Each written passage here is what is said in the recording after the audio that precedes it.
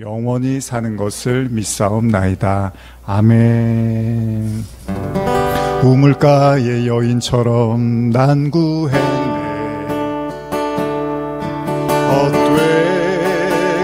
헛된 것들을 그때 주님 하신 말씀 내 샘에와 생수를 마셔 많고 많은 사람들이 찾아선 헛된 것들 주 안에 감추인 복에 세상 것과 난 비길 수 없네. 오 주님 채우소서 나의 잔을 높이듭니다. 하늘 양식 내게 채워주소서. 넘치도록 채워주소서. 내 친구여 거기서 돌아오라. 내 주의 넓은 품으로 우리 주님 너를 반겨 그 넓은 품에 안아주시. 오 주님 채우소서. 나의 잔을 높이듭니다. 하늘 양식 내게 채워주소서. 넘치도록 채워주소. 우물가의 여인처럼 난 구했네. 헛된 것들 그때 주님 하신 말씀 내 샘에와 생수를 마셔라. 오 주님 채우소서. 나의 잔을 높이듭니다. 하늘 양식 내게 채워주소서. 넘치도록 채워. 우리 손을 들고 한번 찬양해볼까요? 오 주님 채우소서. 나의 잔을 높이듭니다. 하늘 양식 내게 채워주소서. 넘치도록 우리 두 팔 한번 넓게 벌리고 오 주님 채워주소서. 오 주님 채우소서. 나의 잔을 높이듭니다. 하늘 양식 내게 채워주소서. 넘치도록 채워주. 여러분 정말 하나님께 받고 싶은 게 있으십니까? 두 팔을 벌리고 오 주님 채우소서. 나의 잔을 높이듭니다. 하늘 양식 내게 채워주소서. 넘치도록 채워주소서. 넘치도록 채워주소서. 자, 우리 이 시간에 이제 말씀 듣기 전에 우리 함께 기도하실 때 여러분 간절히 바라는 기도 제목 있으십니까? 물론 그 기도가 우리가 생각한 대로 잘 들어지지 않는 것 같아도 또 그래도 주님을 향해서 우리가 소망하고 기대하기를 원합니다. 희망을 잃지 마시고 하나님이 주시는 선하신 사랑과 은혜를 믿으며 우리 함께 이 시간 기도하며 나가기를 원합니다. 여러분들의 간절한 기도 제목, 또 뭐 교회를 위한 기도 제목 다 좋습니다. 우리 이 시간에 함께 기도하겠습니다.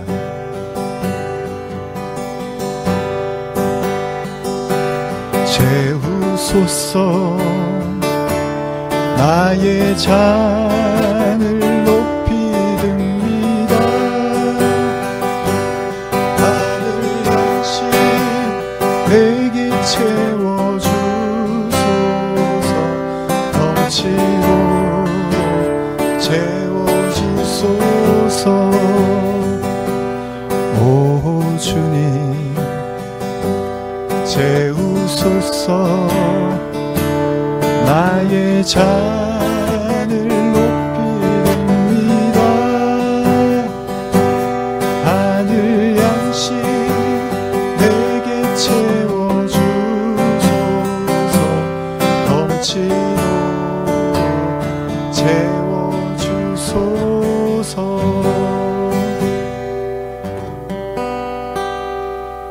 사랑과 은혜가 풍성하신 하나님 아버지, 한 주간도 주님의 은혜 없이는 살아갈 수 없었음을 고백하며 오늘 모여 예배하는 이 자리가 축복의 시간, 회복되는 시간 되게 하셔서 온 마음으로 주님이 놀라우신 은혜를 찬양하고는 귀한 시간 되게 하여 주시옵소서. 또한 이 시간 저희들의 진정한 회개를 들어주시고 용서하여 주시고 더불어 주님의 사랑과 은혜에 감사, 찬양과 영광을 드리는 예배 되게 하여 주시옵소서. 주님, 지난 한해를 돌아보며 허물이 많습니다. 주님 앞에 거룩하고자 애쓰지만 육신의 연약함과 거짓된 마음이 가득하고 세상 것을 움켜잡으려며 몸부림치며 주님의 은혜에 감사함을 잊은 채 이 땅에서의 유익과 행복만을 찾아 헤매었던 믿음 없는 삶을 살아왔음을 고백합니다. 주님, 지난날의 허물과 육신의 연약함 그리고 거짓된 믿음과 사랑, 늘 감사하지 못하는 마음을 회개합니다. 주님이 뜻대로 계획대로 살지 못하는 이런 어리석은 저희를 용서하여 주시옵소서. 더불어 이웃을 사랑하고 섬기며 자만하지 않고 늘 겸손과 낮아짐으로 주님이 진리가 저희 삶 가운데 바로 설 수 있도록 긍휼을 베풀어 주시옵소서. 사랑의 주님, 저희는 주님의 은혜가 아니고서는 단 하루도 살 수 없는 연약한 존재입니다. 거짓된 것을 버리고 진실한 마음으로 주님만을 바라보며 믿음으로 주님께 나아가는 주님의 자녀 되게 하여 주시옵소서. 주님, 오늘도 말씀 전하시는 황용환 목사님께 성령 기름 부으심으로 성령 충만케 하여 주시옵고 주님의 말씀을 대언하실 때 그 속에 주님의 참된 진리의 말씀이 죽어가는 저희의 영혼을 흔들어 깨우는 능력의 말씀 전하게 하여 주시옵고 참된 진리의 말씀이 살아 역사하는 것을 경험하게 해주시옵소서. 더불어 바쁘고 힘든 사역으로 인하여 지치지 않게 건강 붙들어 주시고 맡겨진 사역 잘 감당하실 수 있도록 은혜를 더하여 주시옵소서. 오늘도 이 예배를 위해 섬기고 있는 성도들 한 명 한 명을 기억하며 주시옵고 그들의 수고와 헌신을 기억하사 그들의 가정과 일터에 축복의 삶을 살게 하여 주시옵소서. 또한 우리 교회가 진리 가운데 바로 서게 하여 주시옵고 사랑으로 풍성한 성령의 열매를 맺게 하여 보다 많은 이웃 형제 자매들과 같이 그 열매를 수확하고 맛보게 하는 주님의 사랑과 은혜가 넘쳐나는 교회가 되게 하여 주시옵소서. 은혜의 주님, 오늘도 말씀을 듣습니다. 목마른 영혼에 갈급한 영혼에 진리의 말씀으로 채움 주시옵고 주님 안에서 은혜를 누릴 수 있도록 축복하여 주시옵소서. 우리의 마음이 주님께 집중되길 소망합니다. 이 모든 말씀 우리 주 예수 그리스도 이름으로 기도드립니다. 광고 말씀 드리겠습니다. 10월의 다섯째 주일, 마지막 주일입니다. 이제 2달여 남은 한 해 복된 일들 가득하시기를 기도합니다. 또 오늘 이태원 참사 1주기를 또 맞이해서 사실 저는 작년에 굉장히 충격을 많이 받아서 여기 예배 설교하면서도 정말 생각이 많았고 좀 마음이 많이 아팠습니다. 아마 그런 분들도 계셨을 텐데 다시는 또 그런 일들이 있지 않도록 해야겠고, 너무 아까운 또 젊은 생명들이 세상을 떠나게 돼서 그런 마음을 가지고 여러분들도 또 이런 일들이 또 생기지 않도록 또 주변을 돌볼 수 있었으면 좋겠습니다. 창립 주일 예배 지난주에 잘 마쳤습니다. 우리 성도님들 수고해 주셔서 감사드리고, 또 유튜브 채널을 통해서 들으실 수 있습니다. 건강하시고요. 항상 또 아무쪼록 이제 연말 오고 있는데 좀 기도하셨던 것들이 잘 또 이루어지는 시간 됐으면 좋겠습니다. 오늘 원수사랑 16번째 산상수훈 강의 16번째 시간, 원수사랑 마지막 시간입니다. 오늘을 끝으로 해서 산상수훈은 이제 마치게 되고요. 이제 새로운 말씀으로 11월, 12월을 지금 또 나눌 예정입니다. 자, 그럼 찾으셨으면 우리 마태복음 5장 43절에서 48절까지의 말씀을 같이 읽겠습니다. 시작. 또 내 이웃을 사랑하고 내 원수를 미워하라 하였다는 것을 너희가 들었으나 나는 너희에게 이르노니 너희 원수를 사랑하며 너희를 박해하는 자를 위하여 기도하라.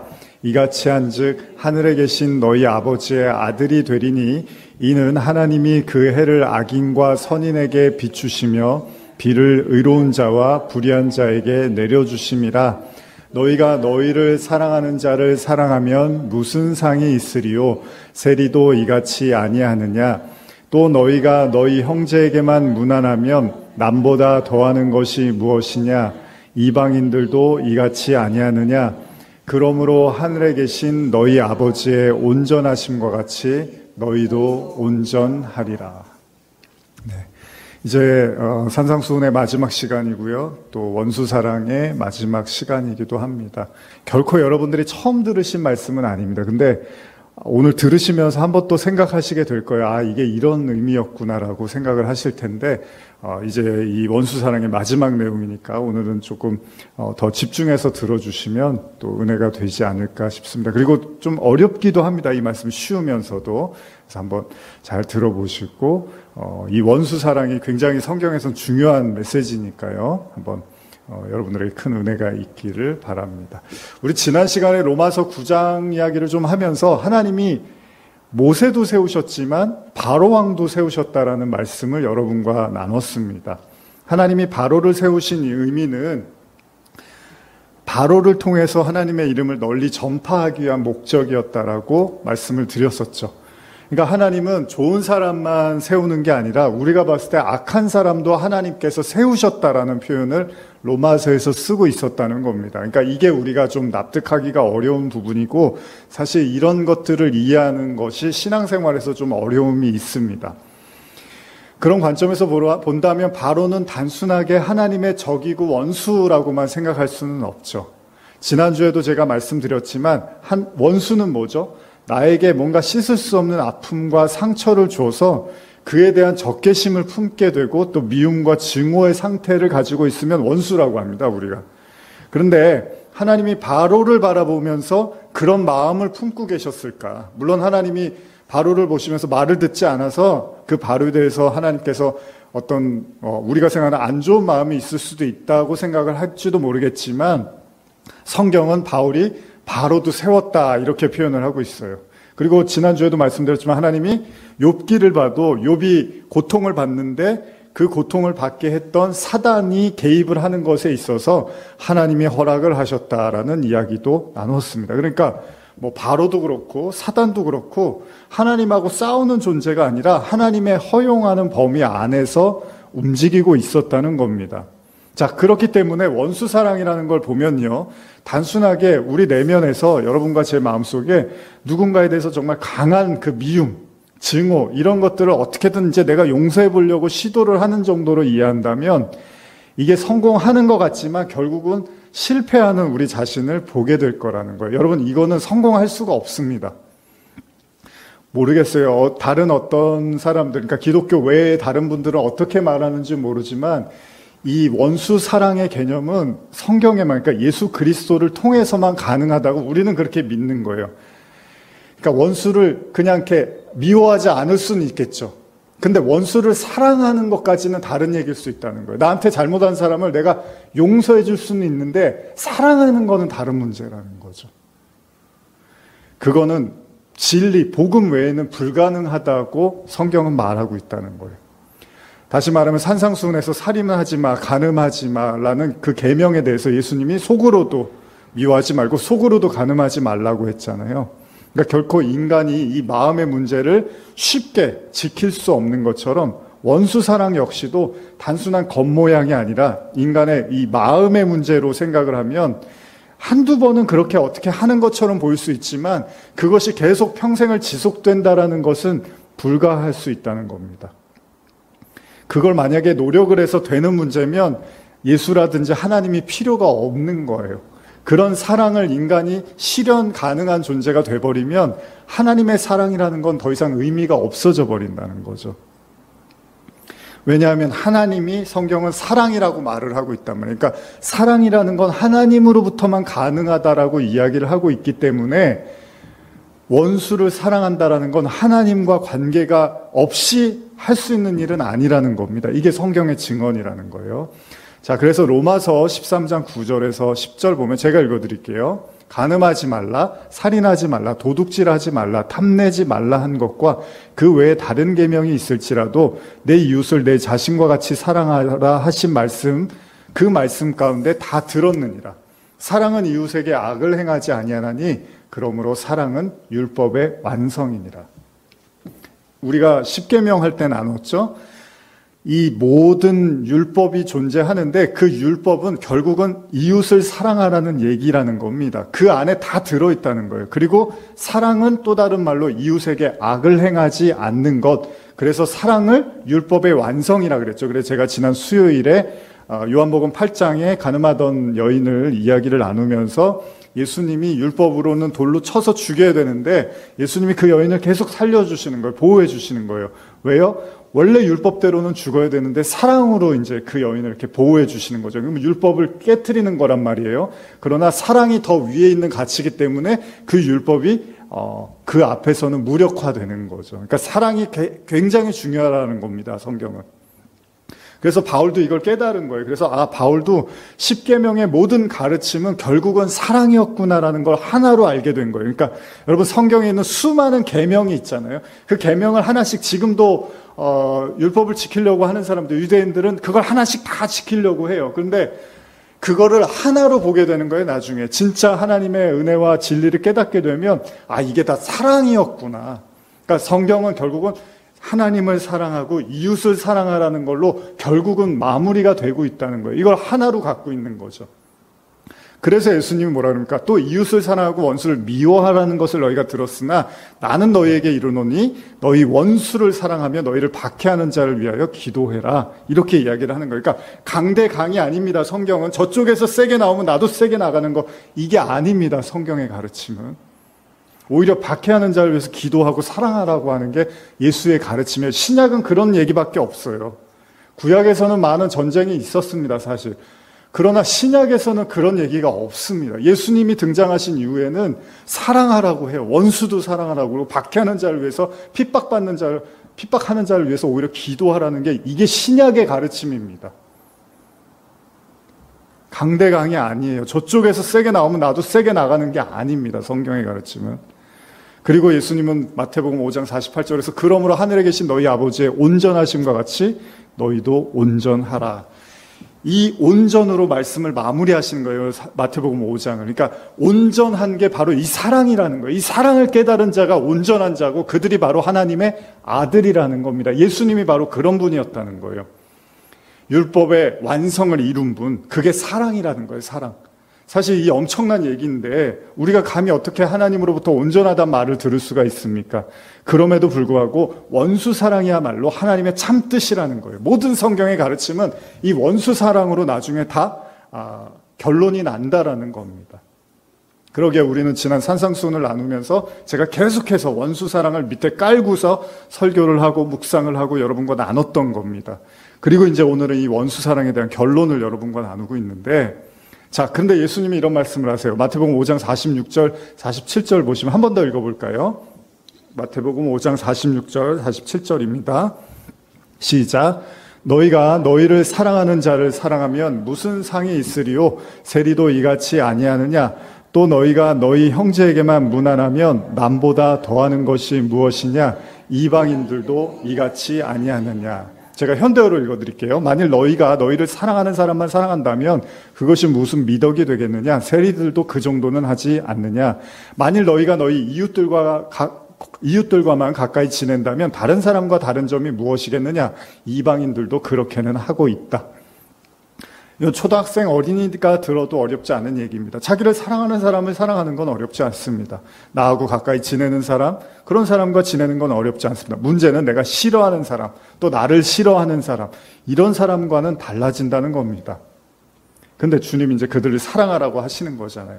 우리가 지난 시간에 이 질문에 대한 많은 예로 많은 시달림을 당했던 제가 다윗과 사울왕의 관계를 계속 여러분과 말씀을 드렸습니다.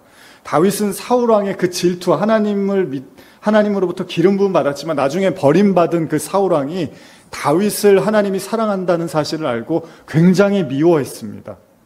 그래서 평생 사울이 살아있는 동안 괴롭혔던 게 다윗이었고 그게 삶의 이유였던 것처럼 다윗을 그렇게 모질게 힘들게 했습니다. 다윗이 괴롭힘당한 큰 이유가 하나 있다면 하나님의 기름 부음, 그러니까 하나님으로부터 선택받았다는 사실 때문에 다윗이 그렇게 모진 고통을 당했어요. 근데 우리는 이렇게까지 못마땅하고 힘들어하고 이런 괴로움 속에서 살았던 다윗이 어떻게 정작 사울이 죽었을 때 그렇게 안타까워하면서 눈물을 흘렸는지에 대해서도 제가 나눴습니다. 정말 다윗이 훌륭하고 사랑이 많은 사람처럼 보여요. 왜냐하면 자기를 괴롭힌 사람을 그 사람이 죽었는데 막 울고 안타까워 하더라는 거예요. 그런데 우리는 알고 있잖아요. 다윗이 그렇게 훌륭한 사람이 아니라는 걸. 다윗도 나중에 왕이 되고 여러분들과 잘 아는 그 밧세바 사건, 그러니까 다른 여인을, 이미 남편이 있는 여인을 자기가 취하고 심지어는 그 남편까지 죽이려고 했던 악한 사람이라는 걸 우리는 알게 됩니다. 제가 여러 번 강조하지만 성경에서 말하는 원수 사랑을 단순히 하나님을 믿게 된 신앙인들의 개인적인 인격이나 성품의 관점으로 봐서도 안 된다는 거예요. 그러니까 다윗은 굉장히 성격이 좋고 인격이 좋아서 저렇게 사울을 용서했나 보다. 자기를 그렇게 평생 괴롭혔는데 그 사울이 죽을 때 그렇게 서럽게 우는 걸 보면 정말 마음이 착한 사람인가 보다. 아니었어요, 착한 사람이. 그러니까 자꾸 우리가 그런 식으로 저 사람은 인격이 좋을 거야. 여러분, 인격이라는 게 다 그때그때 상황마다 다르고요. 그때그때 형편마다 다른 거죠. 상황이 달라지면 사람이 어쩔 수 없이 이렇게 약점도 드러나고 또 연약함도 드러나는 게 인간이라는 거죠.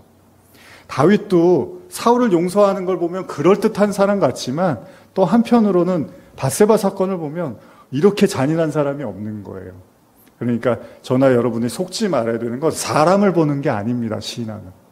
다윗도 우리가 그렇게 보면 안 된다는 거예요. 그래서 자꾸 성경을 잘 모르는 사람들은 다윗이 굉장히 사랑이 많고 굉장히 다윗이 하나님을 향해서 신실했던 사람으로 이렇게 얘기를 하는데 실제로 다윗은 꼭 그렇지만은 않아요.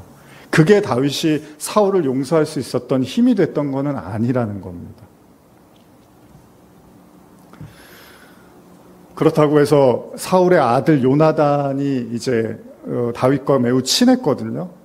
근데 그것 때문에 또 다윗이 사울을 더 이렇게 용서할 수 있었다? 또 그렇지만도 않다는 거예요. 어쨌든 간에 나중에 사울이 죽었다는 소식을 듣고 다윗이 이제 왕이 되려고 하는 시점에서 그 소식을 듣고서 이제 그걸 자세하게 설명을 해줘요. 사무엘하 1장 14절 15절인데요. 제가 읽어드릴게요. 다윗이 그에게 이르되 내가 어찌하여 손을 들어 여호와의 기름 부음 받은 자 즉 죽이기를 두려워하지 아니하였느냐 하고 다윗이 청년 중 한 사람을 불러 이르되 가까이 가서 그를 죽이라 하매 그가 침에 곧 죽으니라.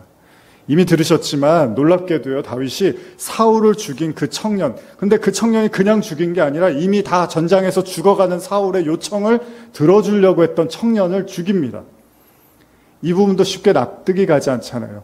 다윗이 사울에 대한 존중심을 가진 건 이해할 수 있지만 그렇다고 또 그 청년을 그렇게 모질게 대할 필요도 있겠냐는 거예요. 근데 그럼에도 불구하고 다윗은 가차없이 청년을 죽입니다. 그러면서 다윗이 이때 한 말이 뭐냐 하면 내가 어찌하여 손을 들어 여호와의 기름 부음 받은 자 죽이기를 두려워하지 아니하였느냐 이런 말을 해요. 그러니까 무슨 말이냐면 하나님이 세우신 사울인데 네가 뭔데 함부로 사울 왕을 죽이냐는 거예요. 근데 그 청년은 죽인 게 아니에요. 사울이 죽어가는데 도와달라고 해서 그냥 빨리 생을 끝내게끔 이제 도와준 것뿐이죠. 어쩌면 오랜 시간 왜 그토록 다윗이 자신의 그 원수와 같은 사울에게 관대할 수 있었는지를 알려주는 내용이기도 합니다. 뭐냐면요, 다윗이 사울을 이해하고 받아주고 용서하고 기다릴 수 있었던 이유는 다윗은 사울을 본 게 아니라 하나님으로부터 버림받은 자였지만 다윗에게는 여전히 하나님으로부터 기름 부음 받은 자라는 걸 다윗이 인정하고 있었다는 거예요. 자, 우리는 이걸 어떻게 이해해야 될까요? 분명히 사울은 이미 사무엘상 15장에서 하나님으로부터 버림을 받습니다. 사무엘상 16장 1절 보시면 여호와께서 사무엘에게 이르되 내가 이미 사울을 버려 이스라엘 왕이 되지 못하게 하였거늘 내가 그를 위하여 언제까지 슬퍼하겠느냐. 너는 뿔에 기름을 채워가지고 가라. 내가 너를 베들레헴 사람 이새에게로 보내리니 이는 내가 그의 아들 중에서 한 왕을 보았느니라 하시니라. 여러분, 사울은 이미 그 하나님의 말씀을 어기고 버림을 받습니다. 버림받았다는 것은 더 이상 그가 하나님의 사람이 아니라는 거예요. 그 다윗은 그걸 분명히 알고 있었거든요. 근데 다윗은 계속 사울을 존중하고 그 핍박 속에서도 인내하고 심지어는 자신을 이 괴롭히는 사울을요 죽일 수 있는 기회가 있었어요, 다윗에게. 근데 죽이지도 않아요. 그 이유가 딱 하나, 하나님의 기름 부음 받은 자라고 생각했기 때문입니다. 어찌 보면 다윗의 이런 태도는 하나님의 뜻과 오히려 배치되는 것처럼 보여요. 왜냐하면 하나님이 버린 사람인데 다윗은 계속 그 사람을 존중해 주는 거예요. 이것도 좀 이상하지 않습니까? 그리고 자기는 하나님의 사람이고 하나님이 이제 왕으로 세우겠다고 했어요. 근데 그런 자기를 자꾸 죽이려고 하는 건 사울이 하나님과 대적하는 거잖아요. 근데도 다윗은 그 사울을 계속 존중하는 거예요. 여러분, 하나님으로부터 버림받은 다음에 사울이 악신에 시달려서 굉장히 괴로워합니다. 그를 번뇌케 만듭니다. 그는 이제 더 이상 하나님의 뜻과는 이제 멀어진 사람이에요. 반대 방향의 사람인데 다윗은 그것조차도 하나님의 뜻으로 받아들이고 사울을요, 여러분, 마치 하나님 대하듯이 하더라는 거예요. 이게 참 어렵고 난해한 내용이죠. 여러분, 하나님께 버림받은 사울은 이제 충분히 악한 사람이라고 봐도 돼요. 동시에 다윗은 하나님의 선택 안에 있었기 때문에 착한 선한 사람이라고 볼 수 있습니다. 그런데 예수님의 말씀처럼 하나님이 악인과 선인에게 해와 비를 내리듯이 어쩌면 지금 다윗은요, 자기의 대적인 사울에게 더 이상 선과 악의 기준으로 그를 대하는 게 아니라 그냥 하나님의 긍휼과 사랑의 시각으로만 지금 사울을 바라보고 있다는 거예요. 여러분, 비나 해가 좋은 사람에게만 내리고 비추는 게 아니라고 예수님이 하셨죠? 모든 사람에게 공평하게 내린다고 했잖아요. 지금 다윗이 사울을 보면서 자기를 모질게 대했는데 그냥 똑같이 선한 사람처럼 대우하고 있더라는 거예요. 자, 이 부분부터 이제 중요한 겁니다. 여기까지는 여러분들이 들어오신 내용이에요. 자, 제가 이 부분을 설명하기 위해서 종종 제가 야곱과 에서에 관한 이야기를 나눴습니다. 여러분들이 이걸 모르시는 내용은 아닌데 오늘 한번 잘 들어보세요. 되게 중요한 내용이니까요.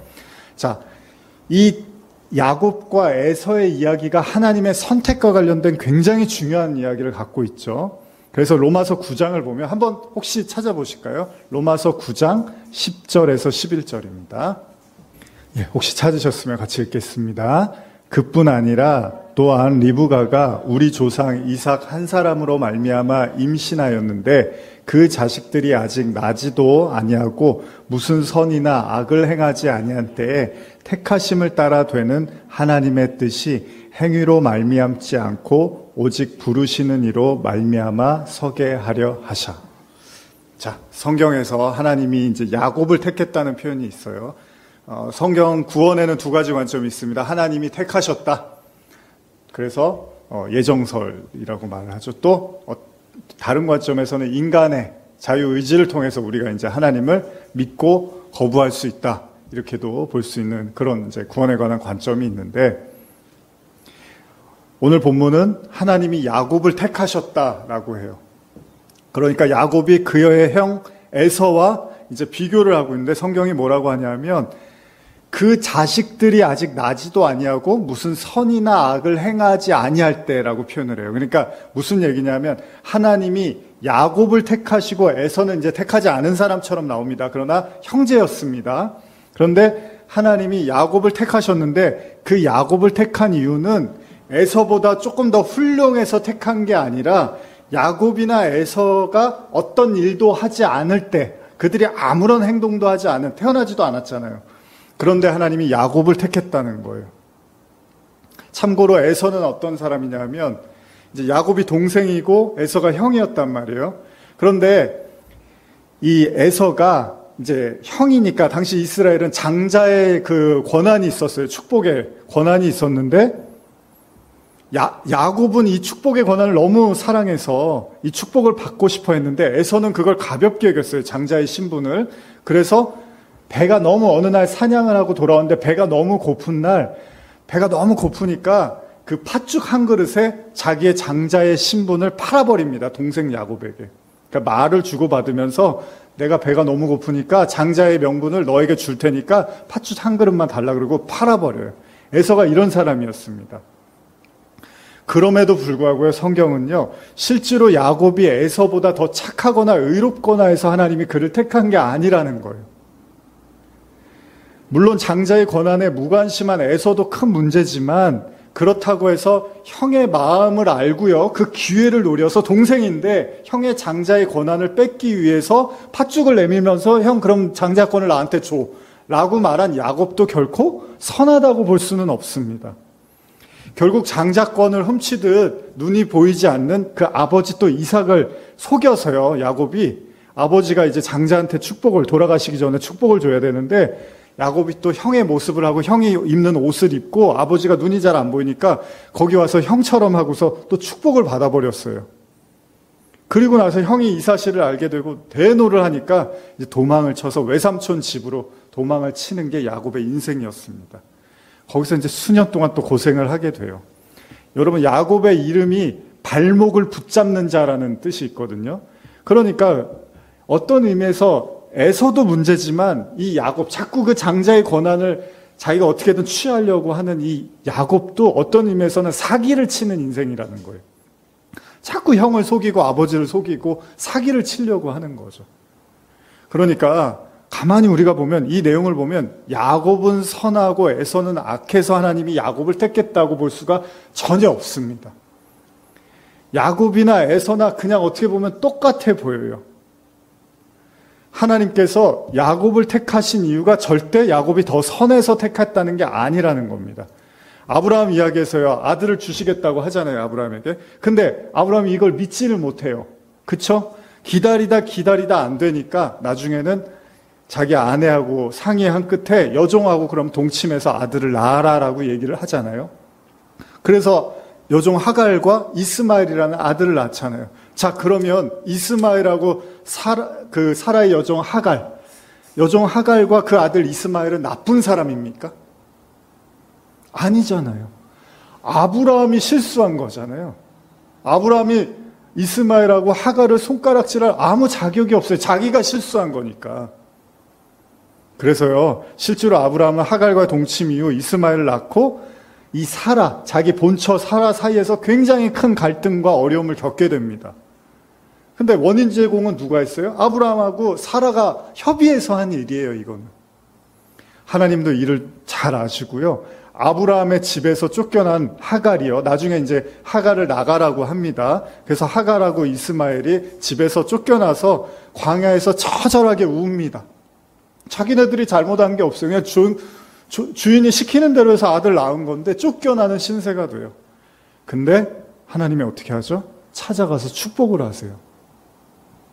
출애굽기 이야기에서 바로왕의 치하에서 종노릇 하던 이스라엘이 10가지 재앙을 통해서 애굽을 빠져나오잖아요.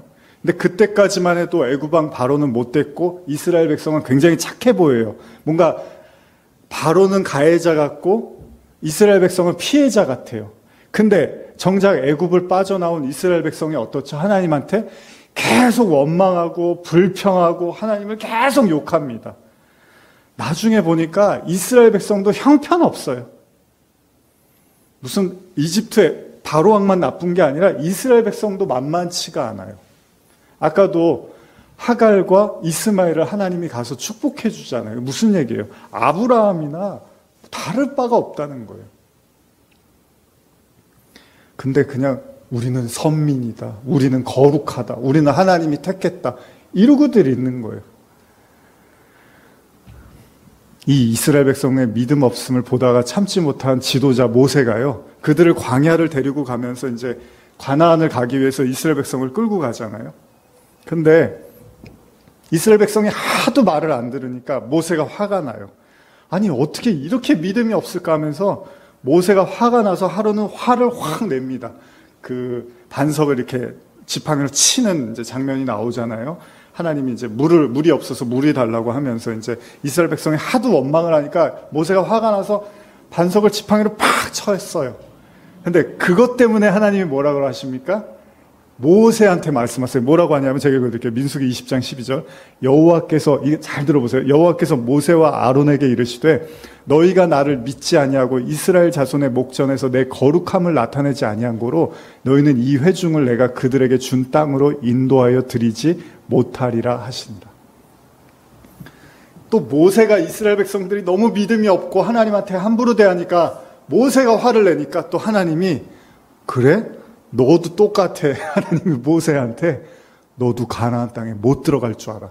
누가 화내라 그랬어? 어디서 화를 내? 하나님의 거룩함을 나타내야 될 네가 왜 이스라엘 백성 앞에서 내 거룩함을 나타내지 않고 화를 내? 그러면서 너도 가나안 땅에 못 들어가. 이렇게 말씀을 하시다. 모세는요, 이 죄 때문에 그토록 바라던 가나안 땅에 모세는 못 들어갑니다. 그래서 나중에 여호수아, 모세가 죽고 나서 하나님이 여호수아를 통해서 이스라엘 백성과 함께 가나안 땅에 들어가게 하세요. 제가 뭘 말씀드리려고 하는지 이해하십니까? 하나님의 구원과 사랑에서 관점에서 본다면요, 이 땅 누구도요 하나님의 성에 차는 인간은 존재하지를 않는다는 거예요. 그래서 바울이 복음을 깨닫고 나니까 이 세상에 의인이 하나도 없다고 바울이 하는 거죠. 오로지 하나님의 아들 예수 그리스도만 우리의 구원자, 우리를 대신해서 십자가를 져줄 수 있는 유일한 하나님의 구원자는 예수밖에는 없어라고 말을 하는 거죠. 여러분, 기름 부음 받는다는 건요, 어떤 의미에서 어노이팅이라고 하는데, 어떤 의미에서 하나님의 구원과 세움의 의미이기도 하지만, 이 기름이라는 말 자체가 또 신약에서 뭘 의미하죠? 성령을 상징하거든요. 성령. 무슨 말이냐면 이렇게도 여러분 이해하실 수 있어요. 오직 성령의 눈을 통해서만 영적인 세상을 바라볼 수 있게 되고, 그 눈을 뜬 자는 모든 인류가 하나님 앞에서 다 똑같다라는 걸 알게 된다는 거예요. 동일한 선상에 놓여 있다는 걸 알게 된다는 거죠. 그래서 성령에 감동돼서 구원의 은혜를 깨달은 바울이 감히 말할 수 있었던 거예요. 하나님의 구원은 인간의 옳고 그름에 근거하는 것이 아니라 오로지 조건 없고 이유 없는 하나님의 작정과 선택과 그 사랑에 의한 거라는 걸, 그 엄청난 비밀을 바울이 깨닫게 되는 거예요. 그래서 로마서 9장 같은 말을 할 수 있는 거예요. 하나님이 에서하고 야곱 얘기할 때 태어나지도 않았는데 야곱을 사랑했다라는 거예요. 무슨 됨됨이 때문에, 인격 때문에, 그런 것 때문에 하나님이 택한 게 아니라 그냥 무작정 택했다라는 겁니다. 그렇기 때문에 진짜 복음으로 눈뜬 자들은요, 하나님의 기름 부음의 은혜를 받은 자는 더 이상 자기의 기준으로 세상과 사람을 바라보는 게 아니라 모든 사건 속에서 운행하시는 하나님의 선을 보게 된다는 거예요. 예수님 말씀처럼 나를 사랑해주는 사람만 선한 사람이고 나를 미워해주는 사람은 악한 사람이 아니라 선한 사람이나 악한 사람이나 하나님이 세워두신 뜻과 이유가 있다는 것을 조금씩 인정하고 받아들이게 된다는 겁니다. 여러분, 우리가 그들의 악행을 사랑하고 용서할 수 있는 건 여러분과 제가 좋은 인격이나 참을성이 많고 참을인 세계면 살인도 면한다고 하잖아요. 맞아요. 그런 말도 맞는 얘기지만 성경이 말하는 원수사랑까지는 그 말로는 안 된다는 거예요. 인간의 인내심에는 한계가 있다는 거예요. 그건 하나님의 사랑을 통해서만 가능하기 때문에 우리의 좋은 인격이나 선함을 가지고 원수를 사랑할 수 있는 게 아니라 그 원수에 넘어서서의 그 하나님의 운영하시는 통치와 다스림을 볼 수 있는 눈을 가진 자들만이 그 원수 사랑의 의미를 조금씩 이해하게 된다는 겁니다. 아까도 말씀드린 것처럼 다윗은 사울에게 관대했습니다. 그러나 밧세바 사건에서는 이렇게 나쁜 사람이 없어요. 무슨 말입니까? 자신이 자기를 괴롭히던 사울과 사실은 다르지가 않더라는 겁니다. 그러니까 이게 참 어려운 건데, 다윗이 사울을 막 참고 용서할 때만 해도 얼마나 자기가 대견했겠어요. 야, 내가 이렇게 나를 괴롭히는 사람을 내가 다 참아주고 역시 나는 하나님의 사람이 맞다라고 했겠죠. 근데 나중에 왕이 되고서 밧세바하고 동침하고 그런 음모와 계략을 꾸미는 자기를 보면서 무슨 생각을 했겠습니까? 야, 사울이나 나나 똑같았구나. 이걸 알게 된 거예요. 여러분, 예수를 판 유다나 예수를 3번 저주한 베드로나 별 차이가 없더라는 거예요. 유다만 손가락질했는데 베드로가 나중에 보니까 자기도 예수를 저주하고 있더라는 거예요. 자기 살려고. 야곱이요, 그 형 에서한테 그렇게 축복권을 뺏으려고 했잖아요. 나중에 보니까 자기도 사기꾼, 형을 탓할 게 아니라 자기도 똑같더라는 거예요. 욥도요, 하나님을 원망하지 않으려고 끝까지 나는 의롭습니다. 나는 착합니다. 왜 나한테 이런 벌을 주십니까? 나같이 착한 사람이 어디 있다고. 근데 나중에 참다 안 되니까 하나님을 원망하고요, 자기 태어난 거를 저주하더라는 거예요. 왜 내가 이 세상에 태어나서 이 고생을 당하고 사나라고 저주를 하더라는 거예요. 욥기 3장 보시면 아주 적나라합니다. 욥의 그 괴로움의 그 고백이요. 여러분, 어떤 의미에서 의인이라고 일컬어지는 성도는 이 세상 속에서 직면하는 어둠과 악을 통해서 자신의 의의를 더욱더 드러내는 것이 아니라 오히려 진짜 성도라면 그런 악을 통해서 나 역시도 결코 의롭지 못한 사람이라는 걸 이제 배워간다는 거예요. 여러분, 예수님의 십자가를 생각해 보시면요, 예수님이 하나님이시잖아요. 근데 하나님이 죄인들이 짓는 최고의 악한 사람들이 짓는 십자가형이거든요. 거기에 이렇게 못 박히셨어요. 그게 무슨 의미인지 아십니까? 육신을 입고 오신 예수님이 육신으로 우리에게 보여주시는 거예요. 내가 이렇게 육신을 입고 왔는데 내가 아무리 선해도 너희하고 별반 다르지 않아. 나도. 육신을 입은 모든 인간은 이렇게 십자가에 다 매달려서 죽어야 되는 흉악범에 불과하다라는 걸 당신의 몸소 보여주신 거예요. 의로우신 주님이. 근데 우리가 그 1만 달란트 비유가 그런 거잖아요. 그런 은혜를 우리가 받았는데 우리가 상대방을 보면서 아예 저 사람은 참 못됐어. 저 사람 정말 나빠. 아, 저 사람 너무 착해. 이러고 있으면 그 십자가의 공로를 우리가 이해하지 못하고 있다는 거죠. 여러분, 십자가라는 건 용서하지 못할 죄가 이제 없다는 거거든요. 십자가의 죄는 그냥 모든 죄, 과거, 현재, 미래의 모든 죄를 사했다는 얘기예요. 그럼 그런 사하심을 저와 여러분들이 받았는데, 그러고 나서 우리한테 조금만 잘못한 사람한테 저 사람 내가 다시는 안 만나. 내가 조금 불편한 사람, 이 사람하고 이제 관계 끊어야지. 우리가 이러고 사는 거예요, 사람들은. 그래서 예수님이 뭐라 그래요?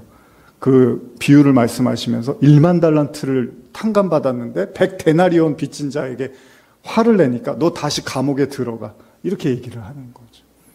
이게 복음입니다. 이게 어렵습니다. 그럴 때 우리가 악을 우리에게 허용하신 하나님의 뜻과 이유를 깨닫게 되고요. 또 결국 그 모든 것이 하나님의 선한 가르침이었다라는 것도 고백하게 되는 거죠. 그렇기 때문에 이스라엘이 여러분, 블레셋을 비롯한 모든 나라에게 수시로 공격을 당합니다. 구약에 보시면. 왜요? 하나님을, 그 전쟁이 아니면 이스라엘 백성들이 하나님을 의지하려고 들지 않는 거예요. 이게 참 아픈 얘기죠. 그러니까 어려움이 와야지 인간은 하나님을 찾지, 어려움이 오지 않으면 하나님을 찾을 마음이 안 생기니까 하나님이 수시로 그들에게 공격을 당하게 하시고 그들은 수시로 하나님을 찾고 붙잡아서 그 전쟁들을 이기게 하시더라는 겁니다. 왜요? 그들이 강해서 하나님이 이스라엘을 택하신 게 아니라 뭐라 그랬죠? 그들이 오히려 주변국보다 더 약하기 때문에 택하셨다는 겁니다. 여러분, 하나님의 택함에는 인간의 어떤 장점도 작용하지가 않습니다. 또 하나님의 말씀처럼 그냥 하나님은 그냥 무조건적으로 사랑하시고 택한다라는 걸 이제 우리가 알아야 되는데 문제는 이게 바로 구원의 여정이라는 거예요. 여러분과 제가 아까 원수 사랑이 온전하라라고 했죠. 그러니까 완전하다라는 뜻인데 이 완전이 바로 이 얘기입니다. 하나님의 점도 없고 흠도 없는 완전한 사랑을 깨달은 상태를 온전이라고 하고, 그게 뭐냐면 하나님의 사랑은 아까 우리 영상에서도 그런 거 봤잖아요. 기브 앤 테이크. 모든 다른 어떤 신앙은 기브 앤 테이크를 말하지만 오로지 기독교만 하나님이 절대적으로 사랑하시는 그 사랑을 배워가는 거죠. 그러기에 우리가 좌우, 우리의 선악으로 우리를 사랑하고 미워하고 이런 걸로 우리가 판단하고, 저 사람은 적이고 저 사람은 원수고 이 사람은 나한테 잘해준 사람, 이걸로 우리가 볼 수밖에 없지만, 진짜 여러분과 제가 하나님의 사랑을 깨달아 가기 시작하면 그 원수, 그 적들조차도 하나님의 선한 음성으로 들을 수 있게 된다는 겁니다. 이걸 우리가 뭐라고 하냐면 용서라고 합니다. 이걸 하나님과 화해했다고 말할 수 있습니다. 여러분들의 마음속에 하나님에 대한 좀 원망이 있으실 수 있잖아요. 불평이 있으실 수 있잖아요. 근데 지금 제가 드린 이 말씀들을 하나씩 깨달아가고 여러분들의 마음속에 담아가면 이제 하나님하고 화해를 할 수 있게 돼요. 아, 하나님이 그게 나를 괴롭히려고 그랬던 게 아니었구나. 하나님이 그게 나를 이렇게 무관심하고 무시해서 했던 게 아니었구나라고 하나님과 여러분과의 관계에서 그 벽이 조금씩 무너져 가기 시작하는 거죠. 제가 이런 말씀을 드릴 때마다 자주 인용하는 구절인데, 성경에서 핍박받았다고 하면 둘째가 하면 서러운 사람 중에 한 사람이 바로 요셉이라는 사람이 있죠. 이 요셉은 예수 그리스도를 모형하는 인물인데, 여러분들이 잘 아시는 것처럼 그가 자신의 형들로부터 버림을 받게 됩니다. 그리고 애굽으로 노예로 팔려가요. 형들이 요셉을 미워해서 애굽에다 팔아버려요. 아버지가 없는 사이에.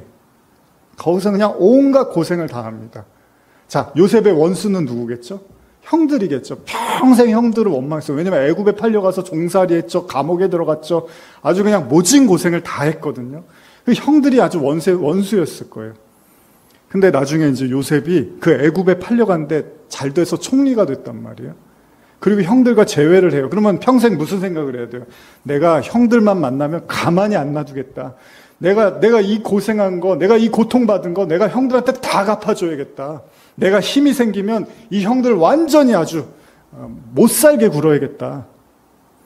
그런데 그가 형들을 만나자 뭐라고 하죠? 제가 읽어드릴게요. 창세기 45장 4절 5절인데, 요셉이 형들에게 이르되 내게로 가까이 오소서. 그들이 가까이 가니 이르되 나는 당신들의 아우 요셉이니 당신들이 애굽의 판자라. 형들이 이 얘기를 듣고 얼마나 무서웠겠습니까? 자기 동생이 총리가 되어버렸어요.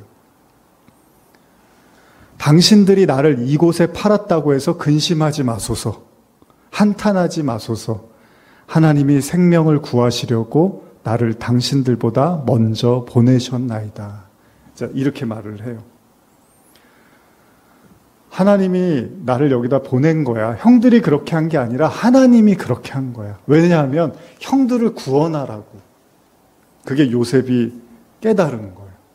저는 원수 사랑에 대해서 지난 몇 주에 걸쳐서, 제가 오늘 시간이 생각보다 이 내용이 좀 있는데 시간이 많지 않아서 빨리 하느라고 조금 여러분 정신 없으셨을 수도 있을 텐데, 제가 몇 주에 걸쳐서 이 말씀을 나눴습니다. 근데 제가 이 내용으로 마무리를 하고 싶은데, 여러분 최소한 요셉에게만큼은요, 이 형들에 대한 이 악행은요 잊을 수가 없어요. 너무 못된 짓을 많이 했거든요. 그 무슨 뭐 굴 같은 거, 그 땅을 파갖고 거기다가 동생을 집어 넣지를 않나. 죽으면 그냥 죽어도 상관없어요. 이렇게 해서 팔아버렸단 말이에요. 그런데 요셉이 그 모진 시간을 거기서 종살이하고 감옥에 들어가고 그 괴로움을 다 당하면서 이를 박박 깔면서 형들을 죽일 생각을 해야 되는데 하나님의 뜻을 깨달아 버렸던 거예요. 이 고통스러운 시간을 버티면서 요셉은 이 모든 일이 구원을 위한 하나님의 섭리였다는 걸 알게 됐다는 거죠. 결국 요셉은 형들과도 화해를 했지만, 형들과 화해했다는 얘기는 뭐죠? 하나님과 화해를 했다는 얘기입니다. 아, 이게 다 하나님의 뜻이었구나라고 하나님과 화해를 하니까 형들과 화해를 할 수 있게 된다는 거예요. 여러분, 여러분들이 하나님과 화해를 못하면 당연히 사람들과도 화해하기가 어렵지 않겠습니까? 여러분들이 막 하나님이 원망스러운데 사람들은 원망스럽지 않겠습니까? 여러분들 하나님이 도무지 이해가 안 가는데 사람들이 하는 행동은 이해가 가겠습니까? 결국은 하나님과의 모든 뜻을 우리가 이해하고 받아들이면 사람들도 다 사랑의 대상으로 보여지기 시작한다는 겁니다. 마태복음 18장 18절인가요? 한번 요거 읽고 이제 마무리하겠습니다. 한번 읽겠습니다. 시작. 진실로 너희에게 이르노니 무엇이든지 너희가 땅에서 매면 하늘에서도 매일 것이요 무엇이든지 땅에서 풀면 하늘에서도 풀리라. 참 좋은 말씀이죠. 땅에서 매이면 하늘에서도 매이고요. 땅에서 풀리면 하늘에서도 풀리게 된다는 말씀입니다. 그러니까 하늘과 땅이 연관이 되어 있다는 것. 이 땅에서 여러분들이 이런 모든 인간관계나 이런 신앙을 통해서 풀어나가면 하늘에서도 풀어지고, 이 땅에서 여러분들이 매어가면 하늘에서도 매어간다는 거죠. 결국 원수사랑은 어떤 의미에서 하나님 사랑에 대한 이야기일 수도 있습니다. 그래서 예수님이 잘 말씀하셨죠. 하나님을 사랑하고 이웃을 사랑해. 하나님을 사랑하지 않고 이웃을 사랑할 수는 없습니다. 안 믿는 사람은 그게 가능하겠죠. 그러나 그게 성경이 말하는 사랑은 아닙니다. 오직 성경이 가능한 건 여러분과 하나님과의 화해, 여러분들의 하나님의 뜻을 깨닫고 이해하고 그게 사랑이었음을 받아들일 수 있으면 여러분들의 원수든 여러분들의 적이든 여러분들이 피하고 싶은 사람이든 다 하나님의 사랑으로 받아들이게 되는 거죠. 어렵습니다. 이거 어려운 얘기입니다. 근데 여기까지 가라고 성경은 이야기를 하는 거죠. 온전하라. 그것이 바로 원수 사랑을 우리에게 말씀하시는 하나님의, 어떻게 보면 우리에게 남아있는 숙제 같은 거죠. 지금 여러분들에게 혹시 원수가 있으십니까? 여러분들이 원수처럼 생각하는 사람들이 있습니까? 한 번만 더 생각해 보세요. 그 속에서도 하나님께서 나를 향한 구원과 계획이 존재하고 있다는 사실. 그렇게 되면 그 원수도 하나님의 사랑으로 사랑할 수 있는 힘을 주실 겁니다. 기도하시겠습니다. 하나님 아버지, 좀 짧은 시간이지만 말씀을 나눴습니다. 이제 저희가 산상수훈 이제 16번에 걸쳐서 오늘 말씀 나눴는데 마지막으로 원수사랑을 나누면서 이 말씀이 참 어렵기도 하지만 또 우리 성도들 마음속에 깊이 또 뿌리 박혀서 험난한 세상 살아갈 때 하나님의 그 원수사랑, 이 깊고도 오묘한 뜻을 깨닫게 하여 주시옵소서. 감사드리며 축복하며 예수님의 이름으로 기도합니다. 아멘. 우리 마지막으로 하나님 오른편에 우리 함께 찬양하시고 마치겠습니다. 축도로.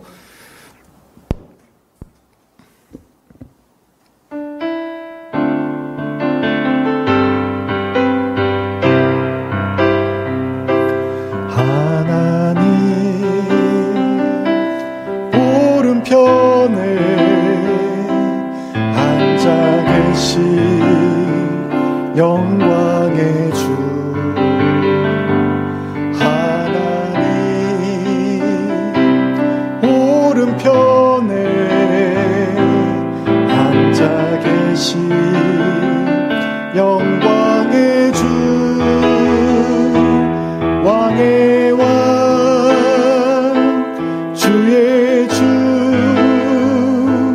의와 진리 신실하신 주 나의 주님 나의 생명 영원히 섬기. 마지막으로 우리 반주에 맞춰서 잠깐 눈을 감고 오늘 좀 말씀을 마지막으로 이제 원수사랑 나눴는데요. 중요한 건 그겁니다.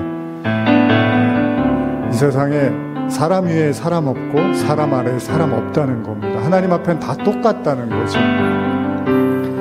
우리가 원수를 이해할 수 있는 건 그 사람이 나보다 못하기 때문에 그게 아니라 우리도 그럴 수 있는 사람이라는 걸 우리가 인정하고 받아들이는 겁니다. 오늘 말씀 기억하며 잠시나마 여러분들 마음속에 말씀을 되새기며 잠깐 기도하는 시간 갖겠습니다.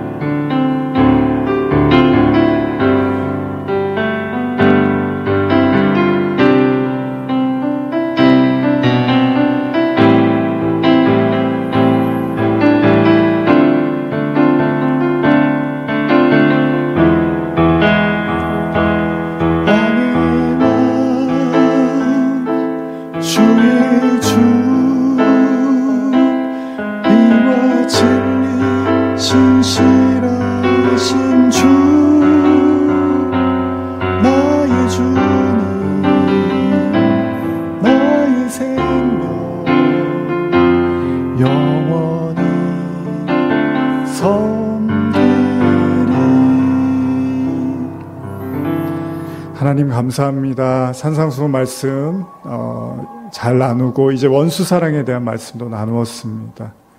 좀 참 어려운 말씀입니다. 그러나 또 한편으로 우리에게 의지가 됩니다. 하나님이 우리를 사랑하신 것은 우리의 행동과 말에 있지 않고 무조건적인 하나님의 사랑의 선택과 섭리에 있음을 고백합니다.